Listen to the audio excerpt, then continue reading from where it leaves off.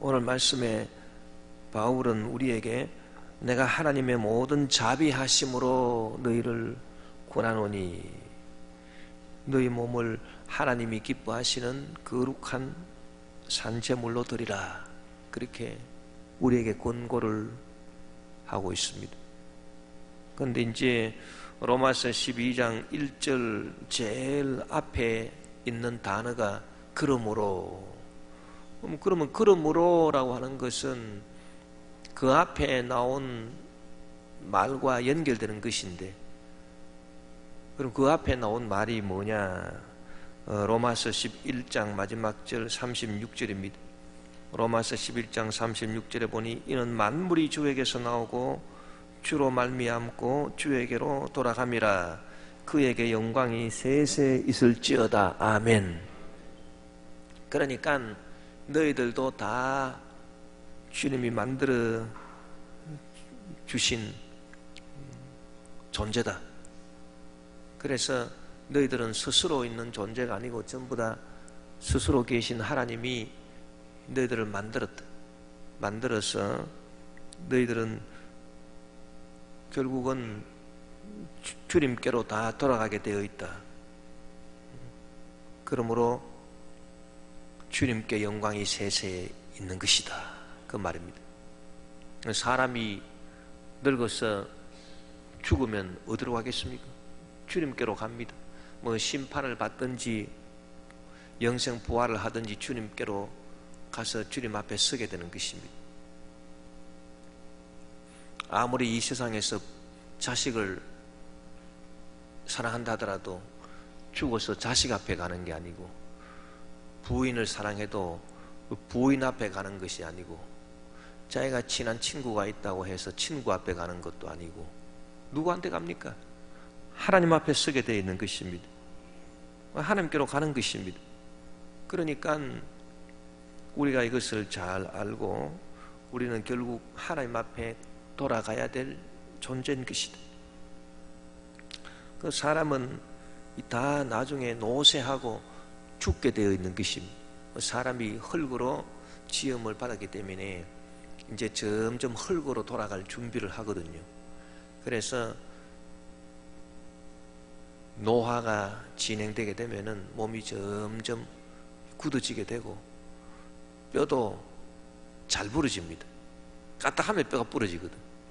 그러니까 조심해서 다녀야 되고, 왜냐하면 이 뼈가 이제 점점 노화가 되어서 흙이 자꾸 되려고 하기 때문에 이 뼈가 자꾸 굳어져요.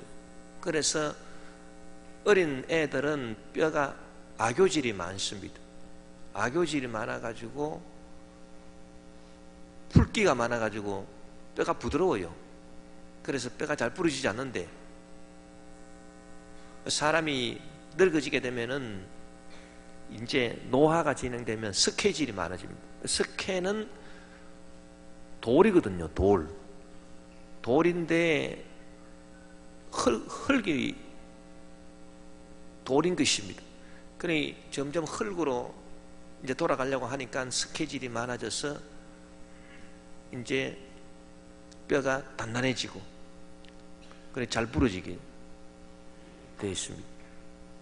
그래서 노인들은 뭐를 조심해야 되냐 하면은 낙상당하면 큰일 나는 것입니다. 낙상을 하게 되면은 고관절 같은 데 딱 이렇게 상처를 입게 되면은 고관절이 부러지고, 그렇게 되면은 움직일 수가 없고, 그러면 고관절이 상해서 잘못되면은 노인들은 1년 안에 60% 가까운 분이 세상을 떠난, 운동도 못하고 그러면은 기력이 쇠해지고, 그래서 낙상 안 하도록 기도를 많이 해야 됩니다. 여러분 낙상 당하지 않도록 기도를 많이 하십시오. 제가 보니까 연로하신 분이 많아서 제가 이 말씀 드리는 거예요. 조심해서 그래야 되고, 계단 내려올 때도 조심하셔야 되고, 올라갈 때도 조심해서 올라가시고, 결국은 사람이 이렇게 해서 점점 노화가 돼가지고 점점 몸도 굳어지고 급기야는 이제 죽어서 이제 흙으로 돌아가게 되어 있는데, 따라서 사람이 짐승보다 더 나은 것이 하나도 없다. 왜? 죽는 것은 매일반이다. 그렇게 성경이 가르쳐주고 있습니다. 전도서 3장 19절 21절에 보니 인생이 당하는 일을 짐승도 당하나니 그들이 당하는 일이 일반이라. 다 동일한 호흡이 있어 짐승이 죽음같이 사람도 죽으니 사람이 짐승보다 뛰어남이 없으면 모든 것이 헛됨이로다. 다 흙으로 말미암았으므로 다 흙으로 돌아가나니 다 한 곳으로 가거니와 인생들의 혼은 위로 올라가고 짐승의 혼은 아래 곧 땅으로 내려가는 줄을 누가 알랴. 그러니까 차이가 있다면 짐승의 혼은 육혼이기 때문에 그것은 짐승이 죽으면 그 혼은 땅 아래 내려가서 땅에 그냥 묻혀버리고 없어져 버리면, 그러나 사람은 육혼이 아니고 영혼입니다. 그래서 사람은 죽으면 그 혼이 위로 올라가 하나님 앞에 가는 것입니다. 그러나 짐승은 죽으면 그 몸에 붙어있는 혼이기 때문에 몸이 죽으면 혼도 육혼이라 땅으로 내려가서 같이 없어져 버려요. 그러니까 사람은 영혼이기 때문에 몸이 죽어도 영혼이 안 죽고 위로 올라가. 영혼은 위로 올라가. 그것만 다를 뿐이지 짐승이 당하는 일이나 사람이 당하는 일이 다 똑같다는 것입니다. 다 똑같아서 다 매일반으로 죽임을 당한다. 그래서 사람이 숨 쉬는 거나 짐승이 숨 쉬는 거나 다 똑같은 것이. 그 짐승도 조금이라도 자기 이렇게 뭔가 살갗이 아프면은 아주 막 발발발 떨고. 우리 집 강아지가 있는데 강아지를 또 강아지 얘기한 강아지를 이제 가위로 털로 이제 깎아주는데 내가 한번 잘못해가지고 가위로 털을 깎다가 살점을 약간 건드렸거든요. 죽겠다고 그냥 막 깽깽깽 소리를 내고, 그 다음부터는 이제 이 가위질을 하면은 발발발 뜹니다. 혹시나 또 이 주인이 잘못해가 자기 또 살점을 또 뺄까 싶어가지고 막 발발발 뜨는데, 어떻게 짐승이나 사람이나 그렇게 똑같습니까? 그 고통을 느낀다라고 하는 게. 그 성경에 보니까, 전도서에 보니까 숨을 쉬는 것이 다 똑같다. 다 동일한 호흡이 있다. 그 짐승들도 숨을 쌕쌕쌕쌕 쉬고 사람도 숨을 쉬고, 그러니 똑같지 않습니까? 뭐 다를 게 뭐가 있습니까? 영혼이 다르다는 그것밖에 없지. 그래서 막 자기 혹시라도 조금이라도 다칠까 싶어서 발발 떨고, 그리고 혹시 죽을까 싶어가지고 그렇게 두려워하고, 짐승들도 그렇게 합니다. 도살장에 끌려가는 소들이 그거를 알아가지고 그저 안 가려고 막 버티고. 참 그런 거 보면은 짐승이나 사람이나 다 똑같은 것입니다. 짐승도 사람하고 이제 다 똑같아서 같이 지내다 보면은 친해지고, 그래서 연로하신 분들은 가족도 없고 그러면 이제 집에서 강아지 키우고 그렇게 하는데,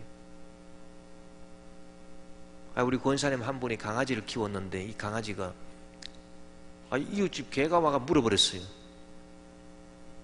그래서 강아지를 그냥 마당에 놔뒀는데 이웃집 개가 큰 개가 와가지고 집에 그 마당에 들어와가지고 그 복덩이를 갖다 그냥 물어버렸어요. 그래서 이 강아지 복덩이가 중환자실에 들어갔습니다. 막 다 찔리고 막 이래가지고. 그래서 막 그 권사님이 얼마나 막 걱정이 되는지 우리 집에 전화를 2번씩이나 하셔.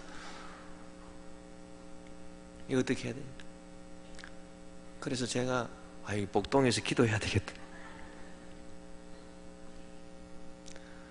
제가 목회하면서 강아지 위해서 강아지 살려달라고 기도하는 또 처음 몰린다가 자꾸 진물이 나고. 그런데 권사님은 아드님이 군에 계시기 때문에 집에 잘 못 오시고, 그러니까 이 복동이하고 둘이 재미있게 사시는데, 복동이가 그래 됐으니 참. 그래서 사람이나 짐승이나 매 일반인데 죽음을 두려워하는 것은 똑같고, 고통을 두려워하는 것도 똑같고, 예. 그래서 사람이 늙으면은 점점 이제 노쇠지기 때문에 머리털도 빠지고, 우리 집 강아지도 보니까 우리 집 강아지가 10년이 됐거든요. 보통 이제 15년 정도 사는데 얘가 나이가 10년이 됐는데 보니까 콧등에 털이 자꾸 빠지더라고요. 그래서 아이고, 얘도 이제 늙어가지고 이제 사람이 늙으면 머리털 빠지듯이 얘도 콧등에 이제 털이 자꾸 빠지는구나. 그래서 오늘 바울이 뭐라고 얘기를 하냐면, 사람은 다 죽어서 흙으로 돌아가고 하나님 앞에 서게 될 것이니, 그러므로 내가 하나님의 모든 자비하심으로 너희를 구원하노니 너희 몸을 하나님이 기뻐하시는 거룩한 산 제물로 드리라.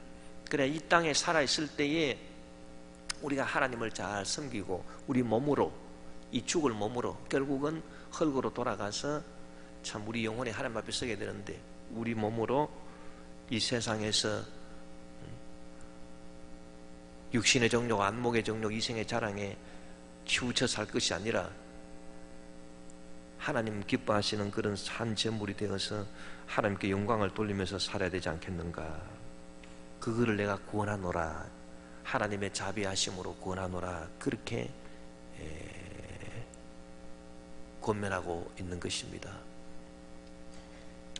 이 사람이 참 이 병의 고통이라고 하는 것이 참 말로 다 할 수가 없는 것이고, 그리고 이 죽음의 고통, 죽음의 그 두려움 앞에 참 사람이 서게 될 때 그 누구도 그 죽음의 두려움을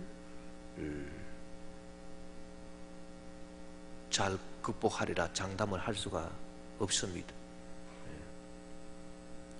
왜냐하면 사람은 제일 무서운 게 뭐가 제일 무서우냐면, 앞에 뭐가 있는지 모르는데 캄캄한 앞길을 가야 되는 것, 아무것도 모르는데 도대체 그 캄캄한 세계로 들어간다라고 하는 것이 얼마나 무섭겠습니까? 죽음이라고 하는 게 그것이거든요. 죽음이 다가온다 그러면은 내가 알 수 없는 곳으로 이제 들어간다. 내가 이때까지 경험해 보지 못한, 상상도 하지 못하고 예측도 할 수 없고 예상도 할 수 없는 그런 캄캄한 곳으로 내가 들어가는데, 그러니 얼마나 그 마음에 두려움이 있겠습니까? 그 마음의 두려움. 그래서 보통 믿음이 좋은 사람 아니고서는 전부 다 그 두려움으로 그냥 떨게 되는 것입니다. 두려워서 참 이렇게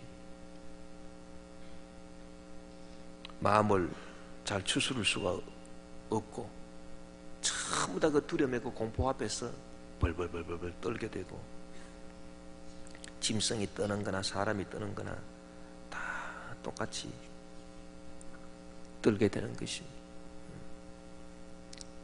그 사람이 그리고 늙어지면은 점점 이 흙으로 돌아가려고 하기 때문에 점점 또 추해집니다. 젊었을 때는 참 사람들이 전부 다 막 피부가 윤기가 나고 다들 빛가번쩍하지만은, 그러나 늙어지면은 전부 다 사람이 그냥 피부도 쭈글쭈글해지고, 젊었을 때 날씬한 모습이 어디를 갔는지 다 사라지고, 날씬하기는커녕 뭐 머리털도 다 빠지고 피부도 쭈글쭈글해지고 더 비참해지고 더 가치가 떨어져 버리고 마는 것입니다. 제가 요 얼마 전에 그 영화를 하나 봤는데 그 가톨릭 추기경으로 계셨던 김수환 추기경이 그분이 87세인가 그렇게 해서 돌아가신 것 같은데 그 돌아가시기 전에 한 3년 전부터 이제 그 다큐멘터리로 만든 그 영화가 있더라고요. 그래서 그 영화를 보니까 아이고 젊었을 때는 막 그분이 막 피부가 땡땡하고 막 그렇게 그냥 막 눈도 크고 막 남들은 뭐 못생겼다 그래도 제가 볼 땐 참 그분이 참 잘생겼더만요. 젊었을 때는 그렇게 그냥 그렇더니 그분이 이제 돌아가시기 한 3년 전부터는 완전 쭈그른 밤송이가 되셔가지고 그래가지고 뭐 말도 어눌하고 뭐 그 옷의 단추를 못 끼워요. 옷의 단추를 혼자서. 그래서 새해가 돼가지고 이제 사람들이 인사하러 간다고 전부 다 이제 인사를 하는데 앉아가지고 일어나기가 힘들어가지고 일어나기 힘들어가지고 몇 번이나 일어나려고 이렇게 하면서 겨우 일어나면서 그 류마티스 관절염이니 뭐 이런 것 때문에 앉아서 일어나기 너무 힘들다. 그러면서 이제 하나님이 뭐 적당한 데 되면 좀 데려갔으면 좋겠다. 그리고 이제 생일날이라고 이제 케이크를 딱 해놓고 그 케이크에 촛불 하나를 딱 꼽아놨습니다. 근데 그걸 불에 댔는데 아무리 불어도 안 꺼져 이게. 그래가지고 옆에 비서가 와가지고 같이 훅 뿌리니까 끄시더라고요. 그렇게 기운이 없으신. 근데 아이고 이렇게 이제 늙었으니 이제 적당한 때 하나님이 데려갔으면 좋겠는데 그렇게 말씀은 하시지만은 막상 한번 이렇게 호흡 곤란으로 해가지고 막 비서진들이 뛰어오고 막 그 가톨릭 성모병원에 막 의사 다 뛰어오고 막 여기 산소 호흡기를 달고 막 도대체 이게 왜 갑자기 상태가 안 좋아지는 거 그래가지고 막 하니까 갑자기 막 탁 들어오니까 본인이 얼마나 막 두려움이 막 있는지. 그리고 보니까 다행히 가래가 막 그 속에 끼어가지고 호흡곤 그래서 가래를 뽑아내고 하니까 이제 살았다. 그래서 딱 깨어나가지고 옆에 수녀가 있는데 수녀 나 부활했어. 나 부활했어. 얼마나 그게 좋았는지 나 부활했어. 그렇게 말씀하셨다. 그래서 그 보좌 신부 그분이 그 말을 평생을 내가 잊을 수가 없다. 그 산소호흡기 끼고 이렇게 했다가 그 가래를 딱 제거하니까 숨이 뚫려가 그러면서 살아나셔서 나 부활했어. 사람이 참 죽음이라고 하는 게 그런 것이구나. 그래서 오늘 바울이 말하는 것도 그겁니다. 만물이 주에게서 나오고 주로 말미암고 주에게로 돌아갑니다. 다 주에게로 돌아갑니다. 며칠로 다 돌아갑니다. 이 찬송가 497장에 보면 새 찬송가 497장에 보면 괴로운 인생길 가는 몸이 평안히 쉴 곳이 아주 없네. 걱정과 고생이 어디든 없으리. 돌아갈래 고향 하늘나라. 광야에 찬바람 불더라도 앞으로 남은 길 멀지 않네. 산 넘어 눈보라 세차게 불어도 돌아갈래 고향 하늘나라. 날 구원하신 주 모시옵고 영원한 영광을 누리리라.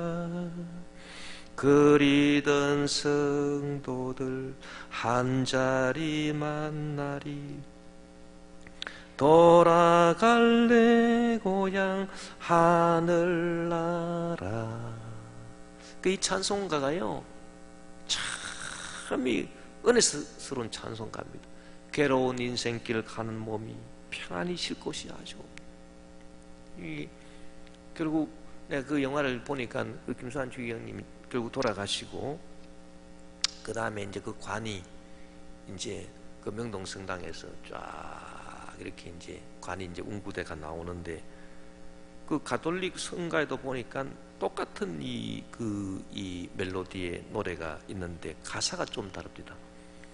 나는 부활이요 생명이니 목마른 사람은 내게 오라 무거운 짐진 자 멍에 벗겨주고 영원한 생명을 내게 주리 나를 믿는 자는 죽더라도 영원한 생명을 얻으리라 기쁨이 넘치는 아버지 집에서 영원한 행복을 누리리라 나는 생명이요 진리이며 너희가 가야 할 길이로다 누구나 이 길을 충실히 걸으면 영원한 복락을 얻으리라.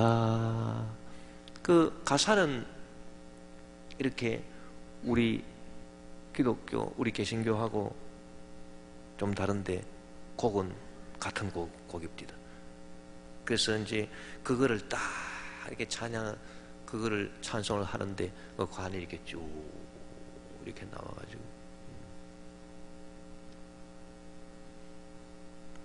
그래서 제가 참 그거를 보고 어떻든 간에 우리가 이 세상에 살 동안에는 주님의 영광을 위해서 우리 몸을 거룩한 산제물로 드려야 되지 않겠는가.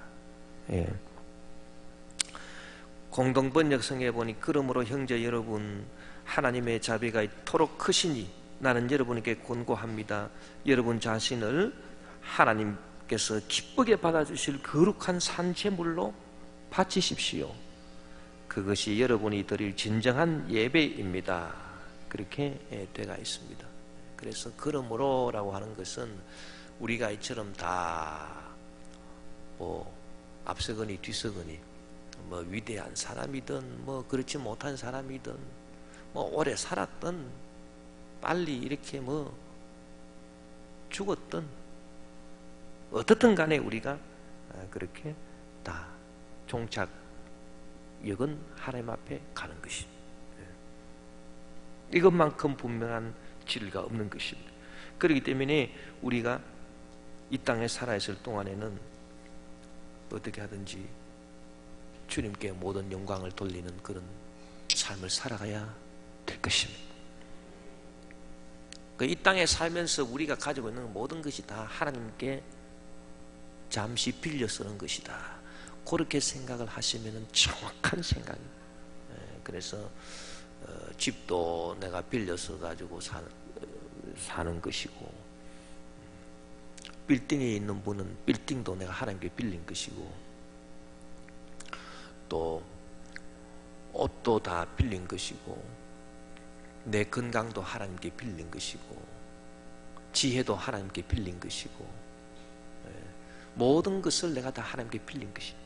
물질도 내가 하나님께 빌려 쓴 것입니다. 내 것이 아무것도 없습니다.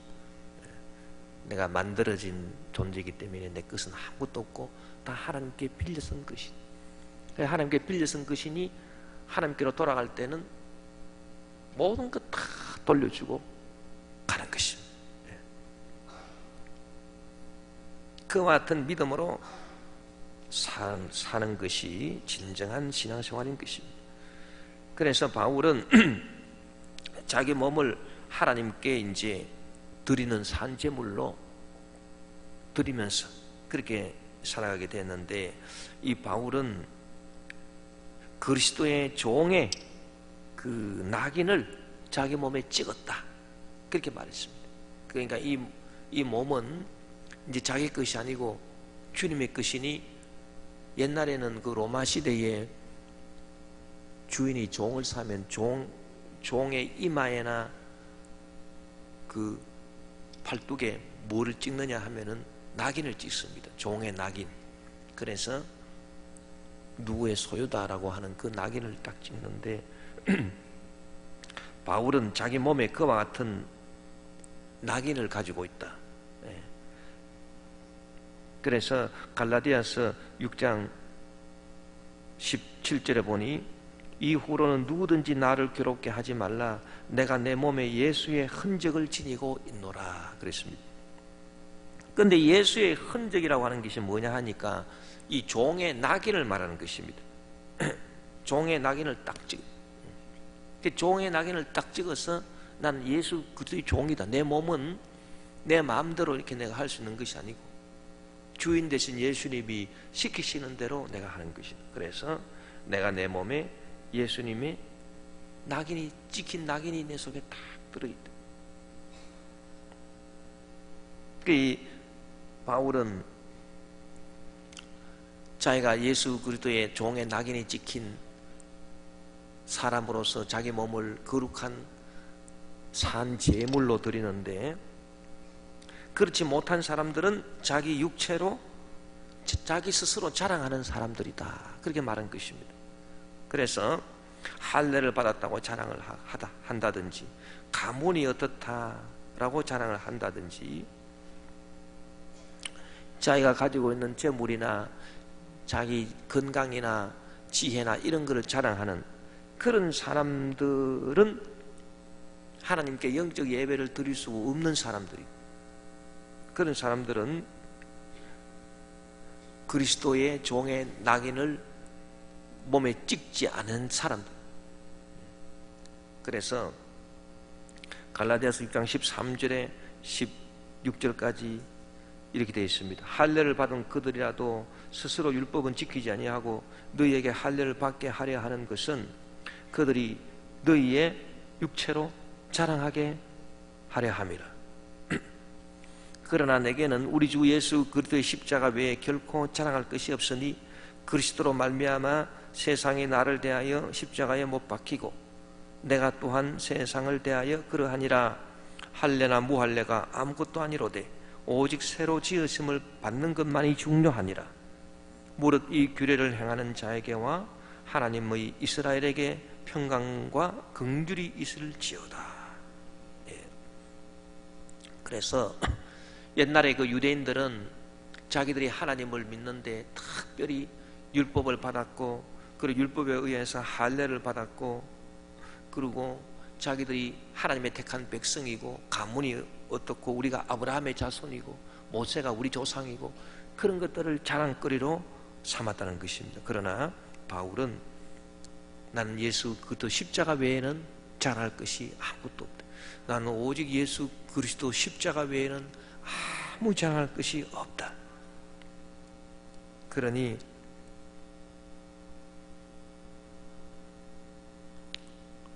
나는 예수 그리스도의 종의 흔적을 내 몸에 지니고 있을 수밖에 없다.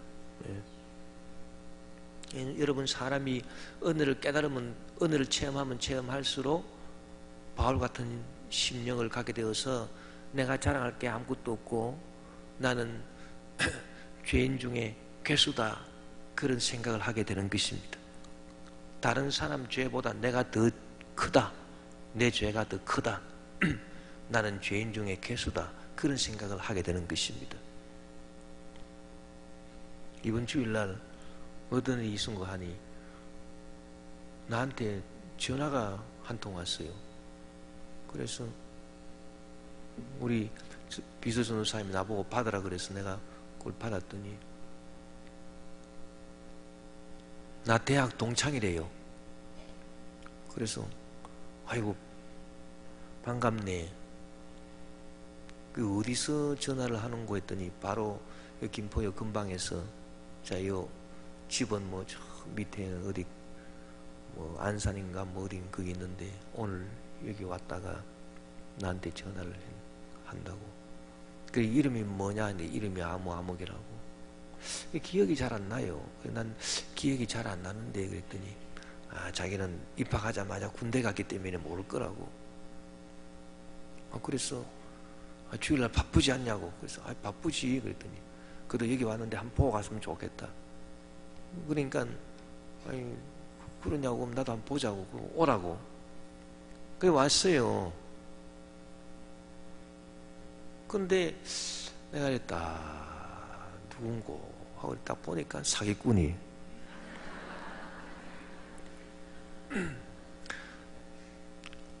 이분이 딱 와가지고 왜 그러냐면 우리는 그 대학 들어갈 때 우리가 시험 칠 때는 그 1학년은 과가 안 정해지거든요. 1학년은 인문 계열이고 2학년부터 과가 정해졌는데 이 사람은 1학년부터 과가 있는 것처럼 얘기하길래 조금 이상하다 했는데 그래서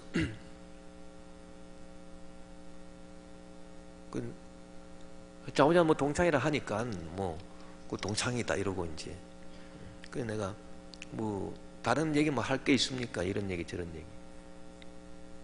그래서 뭐 우리 친구가 어떻고 저떻고 뭐 이 친구 어떻고 저러니까 자기도 맞장구를 치면서 그 친구 어쩌고저쩌고. 그래 내가 이 친구가 확실히 사기꾼인 거를 내가 한번 알아봐야 되겠다 싶어가지고 내가 내 친구 한 사람을 엉터리 이름을 댔거든. 엉터리 이름 대면서 그 친구 아냐니까 잘한다고. 그리고 또 내가 또 그 교수님 이름을 엉터리로 하나 댔거든요. 엉터리로 하나 대면서 그 교수님 세상을 떠났더라고. 막 그러니까 아이고 그 교수님이 세상을 떠났냐고 또 이러고.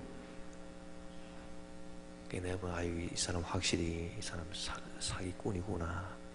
그래서 그리고 왜 왔냐 우리 교자이가 뇌경색에 걸려가지고 전부 다 거짓말이죠. 그래서 자기 부인은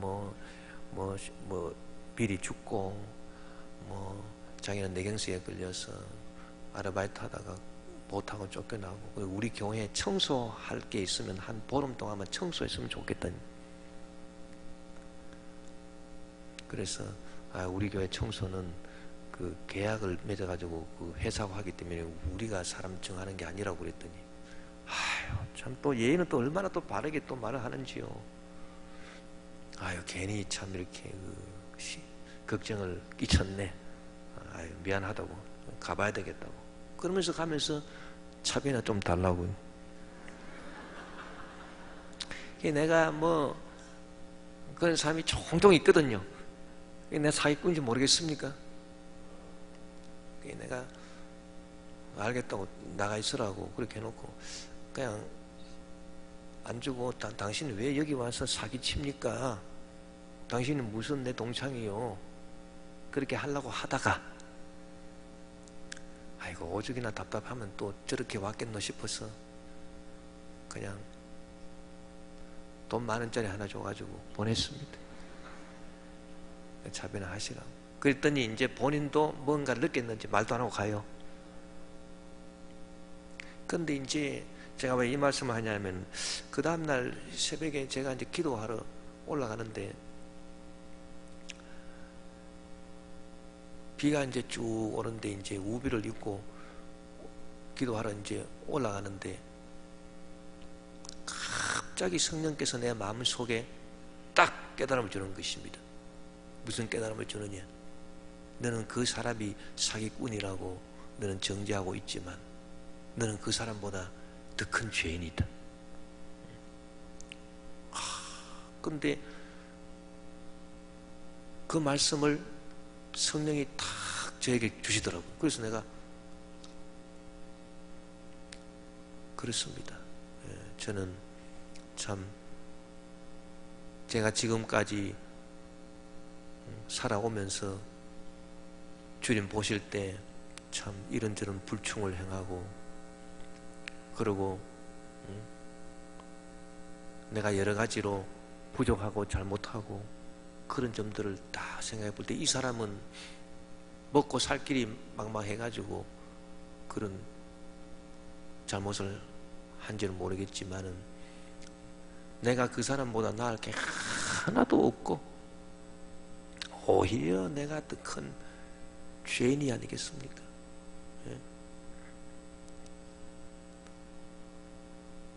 예? 저같이 부족하고 어리석은 그런 사람이 어디겠습니까?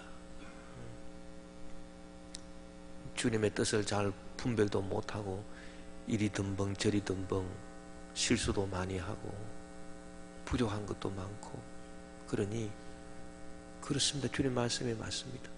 내가 죄인 중에 괴수입니다. 제가 저 사람보다 훨씬 더 나쁜 사람이고 내가 더 못난 사람, 부족한 사람입니다. 그런 깨달음을 주셨어요. 그래서 한참 회개를 하고 그렇게 했습니다마는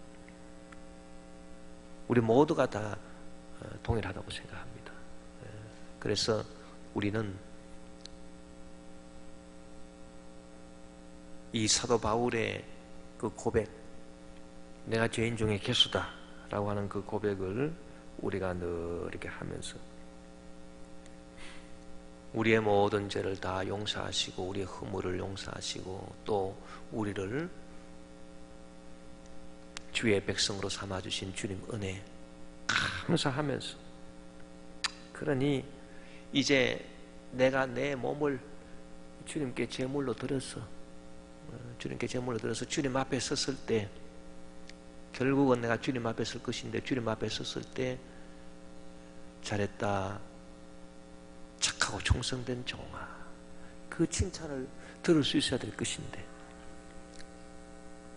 참 그런 칭찬을 내가 어떻게 들을 수가 있겠는고 그런 생각을 하게 되면은 참 너무나도 정말 부족하고 참 연약한 그런 모습 때문에 괴로워할 수밖에 없는 것입니다. 그래서 오늘 우리 말씀대로 그러므로 형제들아 내가 하나님의 모든 자비하심으로 너희를 권하노니 너희 몸을 하나님이 기뻐하시는 거룩한 산제물로 드리라. 이는 너희가 드릴 영적 예배니라. 할렐루야. 그 다음에 2절에 우리 2절을 다 같이 한번 읽으십시다. 너희는 이 세대를 본받지 말고 오직 마음을 새롭게 함으로 변화를 받아 하나님의 선하시고 기뻐하시고 온전하신 뜻이 무엇인지 분별하도록 하라. 할렐루야. 너는 이 세대를 본받지 말아라. 마음의 변화를 받아라. 이 세대는 어떤 세대인가요? 불신 세대. 그 불신앙의 세대는 어떤 세대인가? 하나님의 뜻을 알기 위해서 노력하지 않고 자기 마음의 생각대로 행하는 세대가 불신 세대예요. 그러나 우리는 이 하나님의 뜻을 알아보려고 애를 써야 되거든. 그래서 하나님의 뜻을 알기 위해서 애를 쓰기 위해서 우리는 무엇보다도 나 자신을 믿지 말고 나 자신을 불신을 해야 됩니다. 오늘 제가 교역자 예배에서도 그런 말씀을 들었습니다만은 여러분, 우리가 예수 믿어도 성령을 받고 예수 믿을 수도 있고 성령 안 받고 예수 믿을 수도 있고, 그래서 바울이 고린도에 가서 질문을 할 때 사도행전 19장 1절에 보면 너희가 믿을 때에 성령을 받았느냐 그렇게 말했습니다. 그 말씀은 무슨 의미냐면 우리가 믿을 때 성령 받고 믿을 수도 있고 성령 안 받고 믿을 수도 있다. 그러니까 고린도에 그 있는 사람들이 뭐라고 대답을 하니 우리는 성령이 있음도 알지 못하노라. 아니 예수 안 믿는 사람이 그런 말 하면은 이해가 되는데 예수 믿는 사람들이 아니라 우리는 성령이 있음도 알지 못하노라. 그러니까 그게 뭡니까? 뭐를 우리에게 가르치는 것입니까? 우리가 예수 믿을 때, 예수님을 믿을 때 이 믿음이 있는데 성령을 우리가 받고 믿을 수도 있는 것이고, 이 성령이 없이 우리가 믿을 수도 있다, 그 말입니다. 그러면 성령을 안 받고 믿는 거하고 성령 받고 믿는 거는 뭐가 다르냐? 이 성령을 받고 믿는 거는 나를 불신한, 나를 믿지 않는, 이 성령을 안 받고 믿는 거는 나를 믿는 거를 말해요.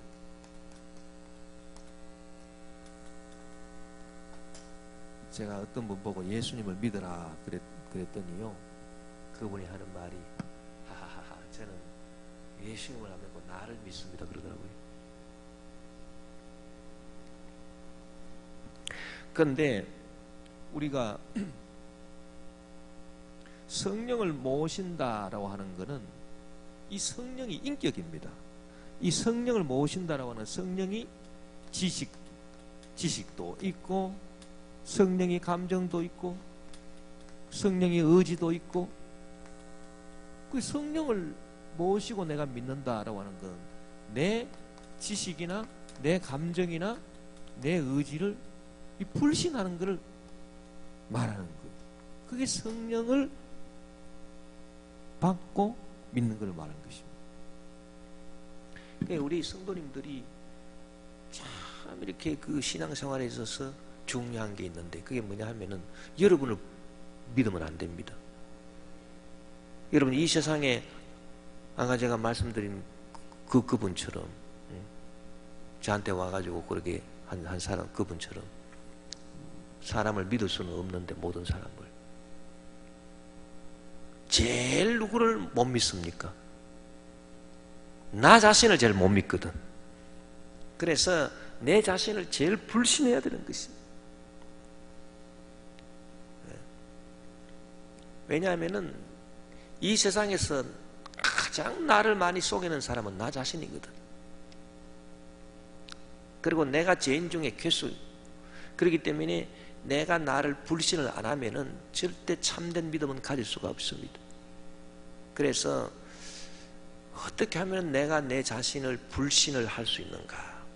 그래서 이것이 성령이 충만한 지름길이거든. 내가 내 자신을 불신하지 아니하면 절대로 성령 충만할 수가 없는 것입니다. 그건 뭐 확실합니다.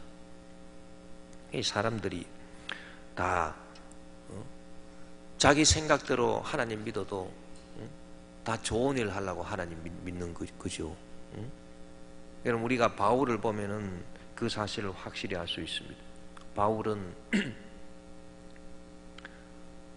제가 생각해 볼 때, 제가 예수 믿고 생각해 볼 때 제일 좋은 게 복음 전하는 일이다. 복음 전하는 일만큼 좋은 게 어디 있습니까? 그래가지고 아시아로 가서 복음을 전하려고 그렇게 바울은 애를 쓴 것입니다. 근데 안 되거든요. 성경에 보니까 바울이 아시아로 가서 복음을 전하려고 할 때 성령이 막았다는 거예요. 아니, 자기가 생각할 때 좋은 일인데 왜 성령이 막습니까? 여러분, 예수 믿고 예수님 위해서 좋은 일을 하고 싶지요. 근데 내가 아무리 예수님 믿고 예수님 위해서 좋은 일을 하고 싶어 한다 하더라도 내 생각을 내가 불신하는 것 없이 그냥 바로 내가 해버리면은 전부 다 바울처럼 다 돼버립니다. 그래서 절대로 하나님이 기뻐하시는 뜻을 우리가 이룰 수가 없습니다. 그러니 예수 믿고 예수님 위해서 좋은 일을 하겠다, 이게 중요한 게 아닙니다. 성령께 물어봐야 되는 것입니다. 성령께 물어봐가지고, 아유, 내가 생각할 때 참 예수님 위해서 좋은 일인데 이 일을 할까요 말까요, 이거 어떻게 해야 될까요? 그렇게 성령님께 철저하게 물어봐야 되거든요. 그 성령님께 철저하게 물어보기 위해서 먼저 중요한 것이 절대로 나를 믿지 말아야 돼요. 그래서 내 생각, 내 판단, 내 의지를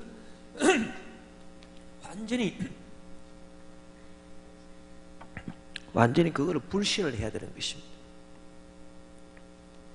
나 자신의 이 생각 판단을 자꾸 이걸 막 지워내야 됩니다.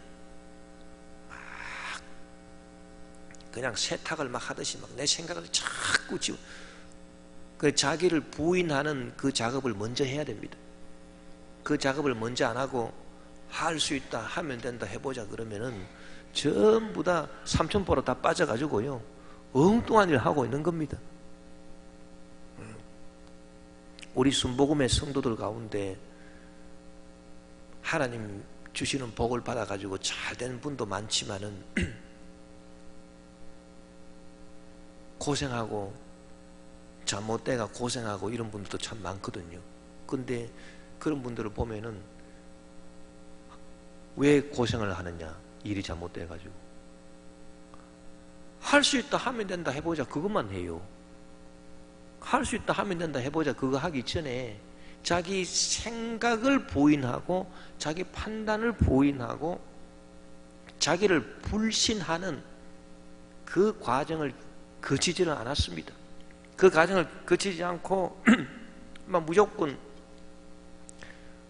자기 생각에 좋은 대로, 아니 나도 좋고 주님도 좋고 나도 좋고 교회도 좋고 아이고 나도 할렐루야고 주님도 할렐루야고 뭐 그런 식으로 생각하면서 철저하게 자기 생각을 비판할 생각을 아니하고 그저 할 수 있습니다, 하면 된다, 해봅시다 자기 생각한 대로.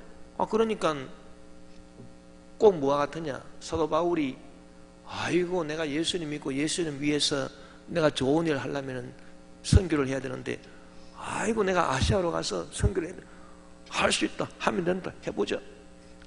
자꾸 하나도 안 되거든요. 아이 이상하다, 이 왜 안 되는 거, 이 하나님의 영광을 위한 일인데 이 왜 안 되노. 그렇게 돼버립니다. 그렇기 때문에 여러분 우리가 나중에 사도 바울이 깨달았습니다. 참 하나님 좋은 일도 하나님 시키시는 일을 해야지, 내가 좋다고 하는 게 아니구나. 이걸 철저히 깨달아가지고 사도 바울이 드로아에 가서 간절히 회개하면서 기도하니까 하나님이 딱 보내준 데가 있었습니다.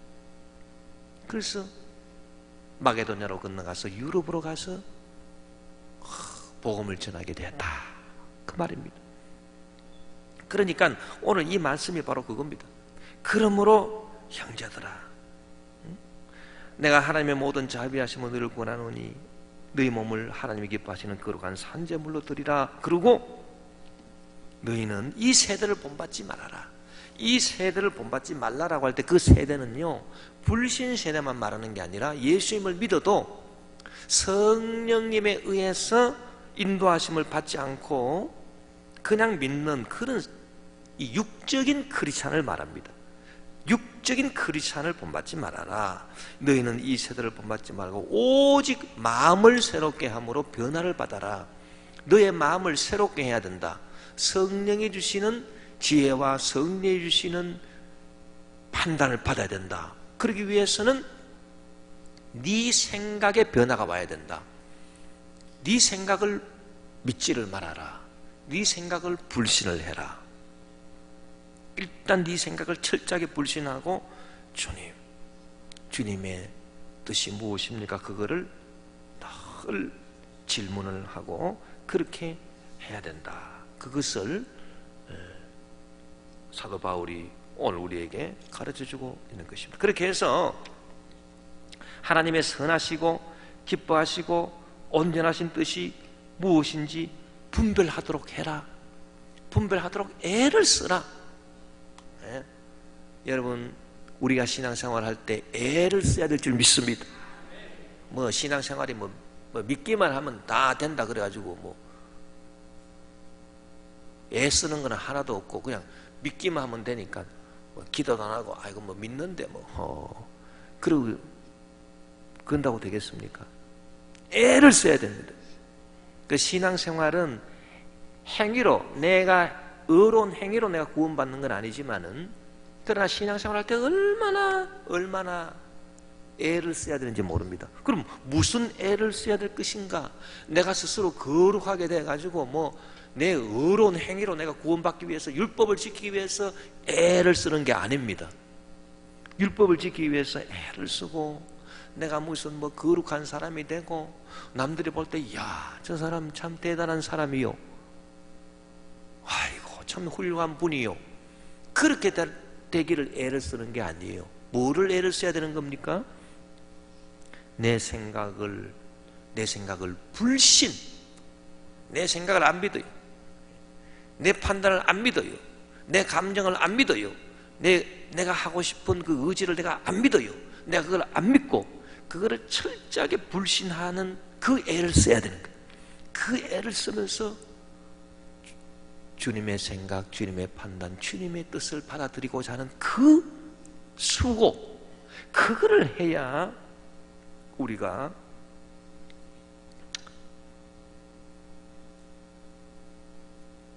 하나님의 뜻을 분별할 수가 있다, 그 말인 것입니다. 그래서 하나님의 선하시고 기뻐하시고 온전하신 뜻이 무엇인가 분별해야 돼요. 하나님의 선하신 뜻이 뭐겠습니까? 여러분, 하나님은 악한 뜻이 전혀 없습니다. 하나님의 선하신 뜻은 다 살리는 것입니다. 하나님의 선하신 뜻이 뭡니까? 죽이는 게 아니고 다 살리는 거예요. 모든 사람이 구원받기를 원하는 게 하나님의 뜻인 것입니다. 그래서 요한복음 10장 10절에 보니 도둑이 오는 것은 도둑질하고 쥐고 멸망시키는 것뿐이요 내가 온 것은 양으로 생명을 얻게 하고 더 풍성히 얻게 하라는 것이다. 디모데전서 2장 4절에 하나님은 모든 사람이 구원을 받으며 진리를 아는 데 이르기를 원하시느니라. 이게 하나님의 뜻이라는, 이게 하나님의 선하신 뜻이에요. 여러분, 하나님은 악한 뜻이 없으니까 모든 사람이 다 진리를 알고 구원받기를 원하시는, 그 뜻을 알기 때문에 우리가 열심히 우리가 복음을 전해야 되는 것이고, 하나님이 기뻐하시는 뜻은 뭡니까? 기뻐하시는 뜻은 하나님을 기쁘게 하는 게 뭐냐? 여러분, 우리가 하나님을 기쁘게 해드릴 수 있는 게 뭐겠습니까? 그것이 바로 우리의 다른 것이 아니라 믿음이 하나님을 기쁘시게 하는. 그래서 히브리서 11장 6절에 믿음이 없이는 하나님을 기쁘시게 하지 못하나니 하나님께 나아가는 자는 반드시 그가 계신 것과 그가 자기를 찾는 자들에게 상 주시는 이심을 믿어야 할지니. 하나님이 계신 거하고 내가 하나님께 나아갑니다, 애를 쓰면서 내 생각을 부정하고 주님 성령이 해결해 주시옵소서, 성령께 의지하고 나아가면 주님께서 반드시 상을 주시는 분이심을 우리가 믿어야 되는 거예요. 그 믿음이 하나님을 기쁘시게 하는 거예요. 할렐루야. 우리의 무슨 의로운 행위가 하나님을 기쁘시게 하는 게 아니에요. 믿음이 하나님을 기쁘시게 하는 거예요. 누가 이런 얘기를 합니다. 건물을 갖다가, 건물이 수십억짜리 건물인데 그걸 갖다가 무상으로 딱 누구한테 주겠다 그러니까 이 건물 받는 사람이 너무 미안해가지고 아이, 수십억짜리 건물을 나한테 무상으로 넘겨주니 내가 보답을 그래도 좀 하고 싶습니다. 제가 돈 10,000원 드리겠습니다. 그러면은 그 수십억 건물 주는 그 사람이 기분이 좋겠습니까? 뭐요? 보답하겠다고 돈 10,000원? 여러분, 우리의 그 의로운 행위가 그런 겁니다. 주님께서 나를 구원해 주시는 그 선물에 대해서 우리가 주님을 기쁘시게 하겠다고 우리 행위를 좀 거룩하게 하면 주님을 기쁘시게 한. 돈 많은 주님이 기쁘시지 않습니다. 그러나 이 사람이 그걸 알아주는, 이 참 수십억 되는 건물을 나한테 그냥 주셨으니 그 은혜 감사합니다. 그 은혜 감사하면 그것이 훨씬 더 준 사람을 기쁘게 하는 거예요. 뭐 돈 많은 주는 게 기쁜 게 아닙니다. 그와 마찬가지로 우리가 하나님을 기쁘게 하는 것은 그 하나님 은혜에 대한 감사, 믿음, 이것이 하나님을 기쁘시게 하는 거예요. 그 다음에 뭐가 또 하나님을 기쁘시게 하는 겁니까? 회개인 것입니다. 이 회개가요, 참 내가 생각할 때는 이게 내 자존심 상하는 것 같고, 이거 참 별로 이게 나를 이게 기쁘게 하지는 않는 것 같습니다만은 요것만큼 하나님을 기쁘시게 하는 게 없거든요. 누가복음 15장 7절에 내가 너희에게 이르노니 이와 같이 죄인 한 사람이 회개하면 하늘에서는 회개할 것 없는 의인 99으로 말미암아 기뻐하는 것보다 더하리라. 여러분, 하나님이 기뻐하시는 걸 좀 하십시다. 뭐 사람이 기뻐할 일을 하지 말고요. 사람이 기뻐해봤자 뭐가 저한테 유익하겠습니까? 우리한테. 그래서 하나님, 제가 부족하니 저를 온전하게 만들어 주십시오. 저는 그렇게는 기도 안 합니다. 사람은 부족한 대로 사는 것입니다. 뭐 어떡하겠어요? 생긴 대로 사는 거지. 그건 못 고치거든. 부족한 건 못 고칩니다. 애를 쓸 뿐이지요. 그러나 부족한 만큼 회개를 잘해야 됩니다. 조금이라도 뭔가 이렇게 딱 아이고 주님 부족합니다. 용서해 주십시오. 제가 잘못했습니다. 용서해 주십시오. 이 회개를 잘해야 돼요. 이 회개를 하는 죄인 한 사람을 회개할 것 없는 의인 99으로 말미암아 기뻐하는 것보다 하나님이 더 기뻐하셔. 근데 왜 회개를 안 합니까? 왜 우리가 회개를 못 합니까? 그거는 귀신이 방해하기 때문에. 귀신은요, 하나님이 기뻐하는 것은 철저하게 막거든요. 그래서 자꾸 내 마음속에서 변명을 갖고 오게 하고, 그러고 괜찮다 그러고 회개를 못 시킵니다.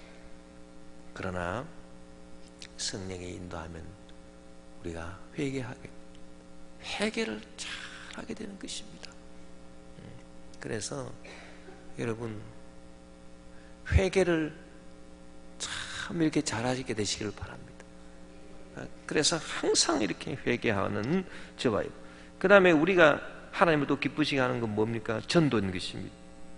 고린도전서 1장 21절에 하나님의 지혜에 있어서는 이 세상이 자기 지혜로 하나님을 알지 못하므로 하나님께서 전도에 미련하는 것으로 믿는 자들을 구원하시기를 기뻐하셨도다. 아이고, 전도가 참 미련한 것 같은데 왜 전도한다고 해서 말 듣습니까? 말 안 듣지요? 반응이 좋습니까? 그렇게 좋지 않지요? 그러니 아이고 이렇게 한다고 해서 되겠는가? 미련한 것 같습니다. 그러나 이 미련하게 보이는 전도가 구원의 역사를 이루어내고 하나님을 기쁘시게 하는 것입니다. 그래서 우리는 하나님의 선하신 뜻, 모든 사람이 구원받고 진리하는 데 이르는 것, 그 다음에 또 하나님을 기쁘시게 하는 것, 우리의 믿음, 감사, 회개, 전도. 하나님의 온전하신 뜻, 하나님의 온전하신 뜻이 무엇이겠습니까? 하나님의 온전하신 뜻은 오직 예수님을 통해서 나타난, 왜냐하면 예수님이 온전하신 분이기 때문에 히브리서 7장 28절에 율법은 약점을 가진 사람들을 제사장으로 세웠거니와 율법 후에 하신 맹세의 말씀은 영원히 온전하게 되신 아들을 세우셨느니라. 그래서 온전하신 분은, 온전하신 사람은 예수님밖에 없습니다. 그래서 예수님을 통해서 나타나는 하나님의 뜻이 온전한 거예요. 그런데 예수님을 통해서 나타나는 하나님의 뜻이 있습니다. 우리를 향한.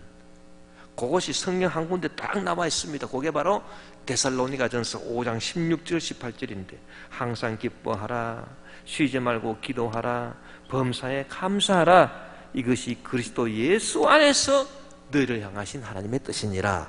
그래서 예수님을 통해서, 온전하신 예수님을 통해서 나타난 하나님의 뜻, 하나님의 온전하신 뜻은 우리의 기쁨과 기도와 감사인 것입니다. 여러분, 항상 기뻐하고 쉬지 말고 기도하고 범사에 감사하는 그런 우리 성도들이 다 되시기를 주름으로 축원합니다.